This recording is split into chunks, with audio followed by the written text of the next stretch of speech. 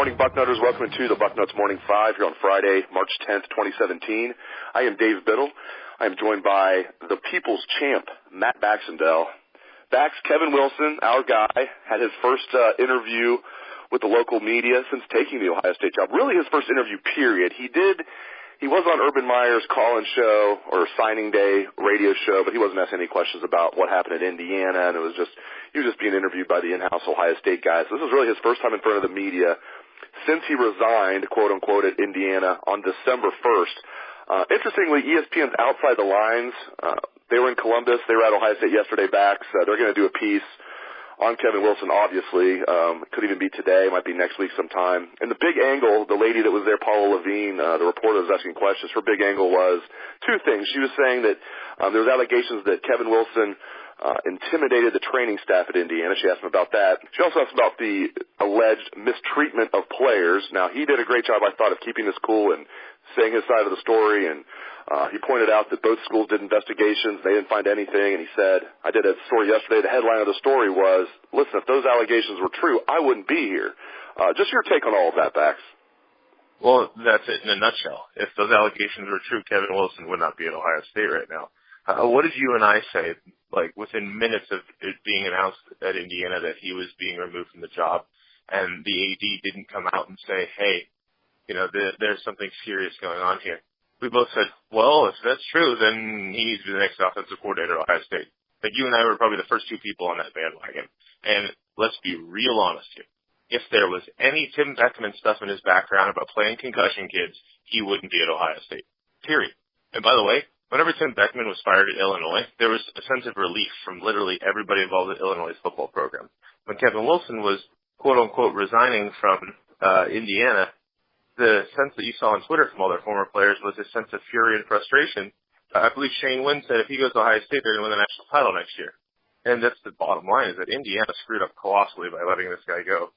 If there was anything to this, they would have fired him and castrated him in the court of public opinion. Period. And there's no question in my mind whatsoever that two things happened. One, that he and the athletic director for the University of Indiana have some sort of non-disclosure agreement where they agree not to trash each other in public, even though they may hate each other's guts. That's why you heard the AD from Indiana talk about philosophical differences. That's why you heard Kevin Wilson say, look, I'm not going to say anything bad, blah, blah, blah. They can't really comment on the specifics because that's probably part of that buyout deal he had last year. And the other thing that probably happened here is that, guess what? What runs the day at Indiana? Is it basketball or is it football, right? It's certainly not football. And Indiana is one of those schools that is really well known for trying to do what is right for players and student-athlete safety. And that's great. That's wonderful.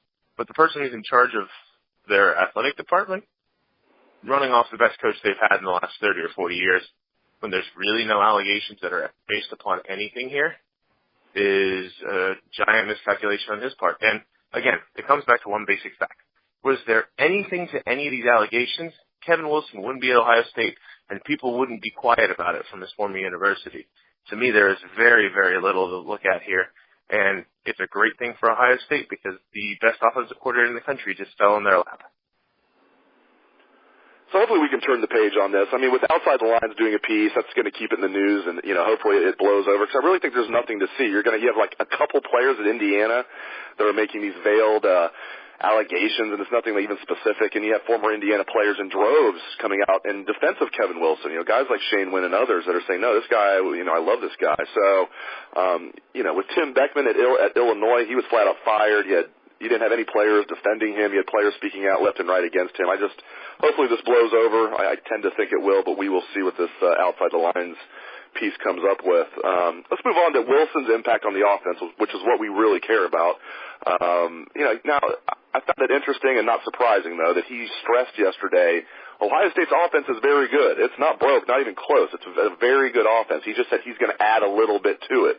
Now, Bax, I tend to think he's going to add a little bit more than just a little bit to it. I think he's going to add quite a bit. We know it's Urban Meyer's offense, but I think Kevin Wilson is going to have a huge impact and an immediate win. I don't think this is going to be a case where maybe by midseason they're starting to come around. I think they're going to come out firing on all cylinders, and it's ironic as hell that it's going to be against Indiana. Yeah. Slow start, hell bleeping no. Are you kidding me? Kevin Wilson's going to try to score 70 on his old school as a message to his old boss. And only 70? Yeah, but only 70, right? Hey, they scored 77 on Bowling Green last year, so you have to ask how it goes with former coaches. But I think the bottom line here with Kevin Wilson is very simple. When he says he's going to add a little bit to this offense, by a little bit he means anything resembling a passing game. I think that's going to come very quickly. And if you look at what he's done in the past, look, you can have all the athletes in the world like Ohio State does, but you have to find a way to put him in a position to succeed. Otherwise, you have a really fast guy standing still catching a 3-yard pass, right? That's not going to happen as much this year. And let's be honest here. How predictable was last year's offense, right? Ohio State could line up, and you and I could guess pretty quickly. It wasn't quite as bad as the days back in the day whenever you had the Dave running play, and it's like, all right, OSU's going to run an off tackle here. OSU's going to run an off tackle here. But it was getting pretty bad last year.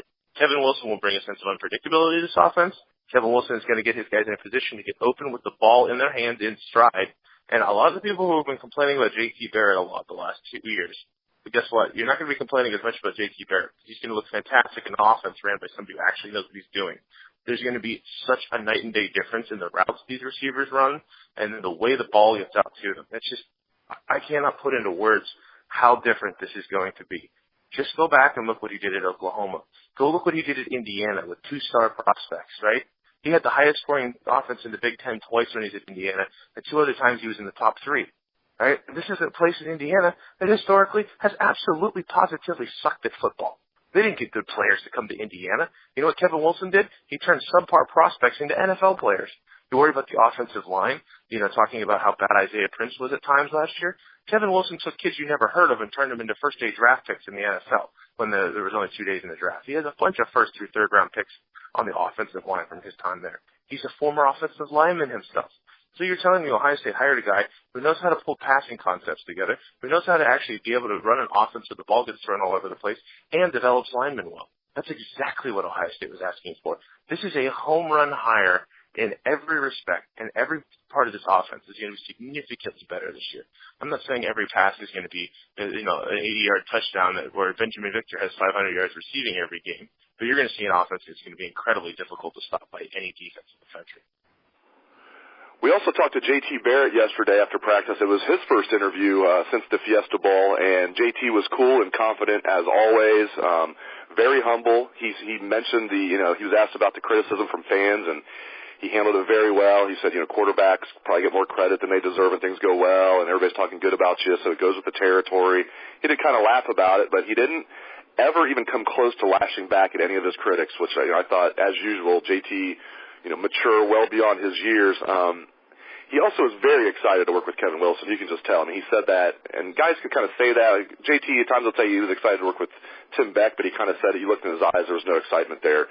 You can tell just looking in his eyes when he talks about Kevin Wilson that he is excited to work with this guy. He feels like, this is maybe what he didn't. Now, JT didn't say this. This is me reading between the lines. You can tell, though, that JT feels like this has been the missing component. It wasn't necessarily the offensive line or the receivers or everything else. It was a remedial offense. Again, these are my words, but just reading between the lines, I can tell Bax, and rightfully so, he is very excited to work with Kevin Wilson. Well, what did he say after the Fiesta Bowl, a couple weeks after it happened? He's like, we all know what happened there, and we're just going to leave that in the past. Yeah, we all know what happened. OSU's offense last year was a Mickey Mouse level concept. That's why the offense has stunk the last 2 years. We read about it in the boarding house the other day. We've heard this from multiple people involved in the NFL. With the talent Ohio State has, Ohio State should have probably won another national title in the last 3 years, and then just one. I mean, let's be very honest here. If you have anybody with a brain running that offense in 2015, this team waltzes to a championship. Anybody under the sun knew this Buckeye team in 2015 was the best team in the country. Even the team that won the national title said, thank God Ohio State didn't make the playoff.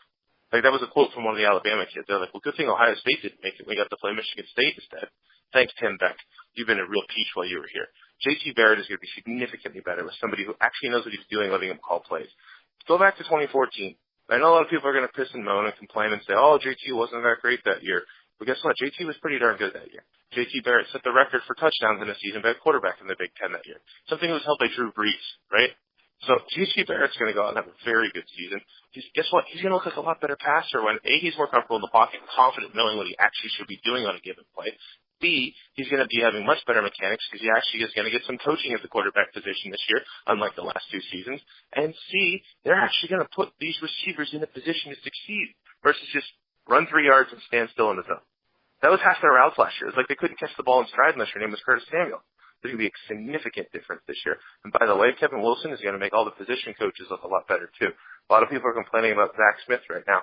We don't know how good or bad his receivers really were last year because they really, again, weren't put in that great a position to succeed. Now, I don't know what was going on with the receiver rotation last year, but I can tell you Kevin Wilson right now isn't going to let a great player like Benjamin Victor sit on the bench for a year whenever he's breaking out in practice. This is going to be better utilization of players. This is going to make everybody look better. Look, everybody, I've heard this before. Oh, Max, you're too Ohio State positive. You know, oh, you're just being a little homer here. No. Anybody with a brain knows how good Kevin Wilson is. This isn't me saying, oh, yeah, Ohio State's awesome. This isn't us being Rutgers Al here and saying Rutgers is going to go 12-0. This is a legitimate response to Ohio State making the best off-season coordinator hiring in college football for the second consecutive season.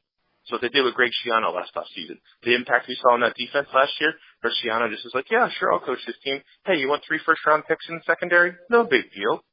That kind of impact is what you're seeing from Kevin Wilson in this year's offense. I am fired up to see this team. I'm pumped up to see these Buckeyes. I'm always excited to see Ohio State play, right? Going into 2015 and 16, there was this whole, you expect the Buckeyes to win, and then they don't. It takes some of the fun out of it when they don't win by 40, right? Going into the season, the expectation is going to be enjoyable to watch this team again, and I can't wait. Great stuff as always from the People's Champ, Matt Baxendell. You can catch his column this Sunday. It is The Bucket. This Sunday and every Sunday is must read. It is The Bucket. And as for content on the site later today, later this morning, I'm going to post another story on Kevin Wilson, all about his impact on Ohio State's offense and what he's saying about J.T. Barrett and what Kevin Wilson's going to do for the offense. I posted the stuff about the Indiana situation yesterday, so this is all going to be about Ohio State's offense. I'll also embed the full video of Kevin Wilson's interview, so look for that later this morning on Bucknuts. And then this afternoon I'll post the video and story on what J.T. Barrett said, the full video and a write-up on what J.T. Barrett said yesterday. So keep it locked to Bucknuts for all of that. Thanks again to Matt Baxendell, and thanks to all the listeners out there for tuning into the show. I appreciate it. I hope you have a great day and a great weekend. Let's hear some Buckeye swag, best damn band in the land.